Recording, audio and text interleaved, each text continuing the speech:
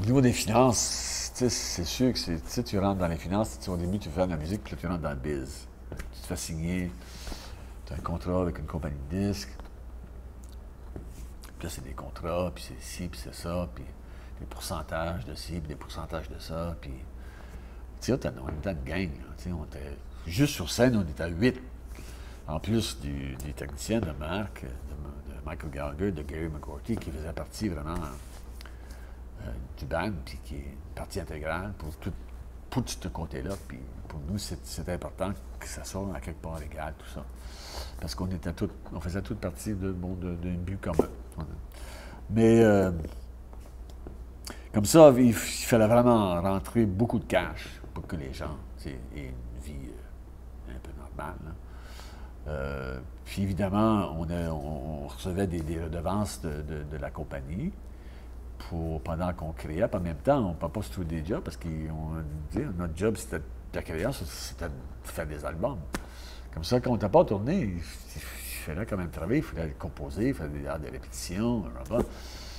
Comme ça, souvent, on avait des redevances ou des financements, des avances de la compagnie, mais des avances tirées, les autres, ils prenaient des ventes des albums.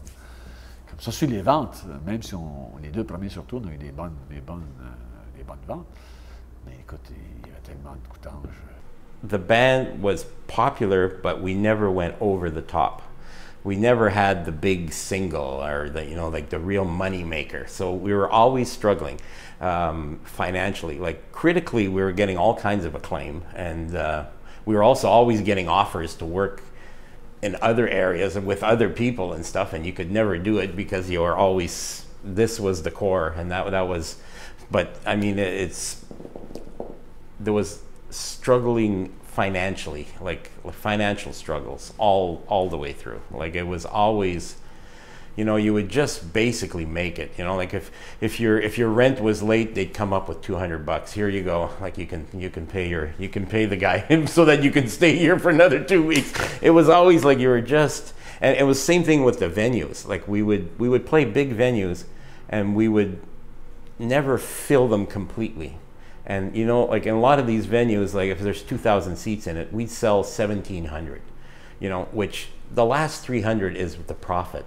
That's where you would make the money that we could all get. But the first 1,700 went to the technicians, went to the agents, went to the promoters, it went to the hall itself, it went to the union. Like there was so many people taking money, like, and then we come to us and it was like, okay, well, here you go. Here's $5. Like it was like pretty ridiculous. And it was like that all the way through. And I think that's one of the hardest things. And then, of course, we had a few people that we lost, and we would just get it going, and then we lose another one. It was always a struggle. But for some reason, it was something we just believed in, and we just kept persevering. Like it was just like, nothing's going to stop us. We're just going to keep going. And that's why we're still here. Not gone yet. Well, of course, the passing of Andre and Wassel, those were the toughest to deal with, but that's life. But the other things were the times when we didn't have any money, or we'd do a tour and go all the way across Canada and all the way back and do interviews and have big auditoriums and limousines and flying, and like we get back home and the cupboard was bare because of the expenses of traveling and touring. And so I thought, geez, that's tough. So we get back. We were all pretty slim in those days, so we're that wasn't because we were exercising, it's because we were starving, but so some of us took part-time jobs or whatever, just in between tours, or hope for front money from the record company to survive. Those were the tough times. Kind of tough times and good times in a way, Yeah.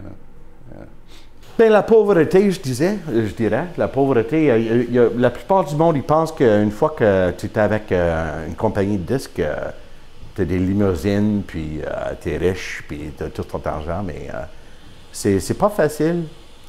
Mais on était chanceux d'enregistrer dans des gros studios, que ce soit à Montréal ou Toronto, un privilège même, parce qu'il y a tant de musiciens puis des groupes qui ont... moi, je dirais que they've earned the right to have that recording studio, but they never get that. They never get there. And Cano deserved it too, but we did get the opportunity. So, you know, my sympathies to and condolences to a lot of bands that have equally great music but just never get the chance. But in this day and age, though, with the theft of music, there's millions of songs being stolen as we speak every day around the world. So it's a whole other industry now. And it's even harder to make a living than it was then. But there was a lot of moments of poverty in Cano.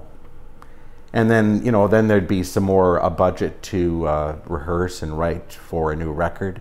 So for the duration of the rehearsal and the writing and then the recording and then the touring, then okay, then we were okay, you know. But then we're on our own for a few months. But it was tough, actually, you know, the poverty was tough. It was sort of unrelenting, it just would never really let up. Mais tu sais, c'était un peu ça le marché, l'industrie dans le temps. Surtout essayer de faire une vie à chanter en français, là. Ou même chanter au Canada. C'est pas évident. Même encore aujourd'hui, même si tu veux band en anglophone puis t'es pas gagné juste à travailler au Canada, c'est un petit peu mieux, mais encore. Si t'as pas. À moins que tu sois vraiment populaire, là, puis c'est pas évident. I remember once, like a lot of the hotels we used to stay in, where like the promoters would put us in these huge hotels, and we would stay in these lavish places, but you couldn't afford to go eat in the restaurants. You know what I mean? Like some of my funniest memories. I remember like looking down and seeing the big dining room and stuff, and seeing, oh, there's our assistant lighting guy. You know, he's having a big steak. What are we doing? We're going down to the corner store to go get a Hungry Man dinner or something. You know, like it was just those kind of struggling moments, you know, like times. But there's been some fantastic times, and there's been some lower times. But all in all, it's been a blast.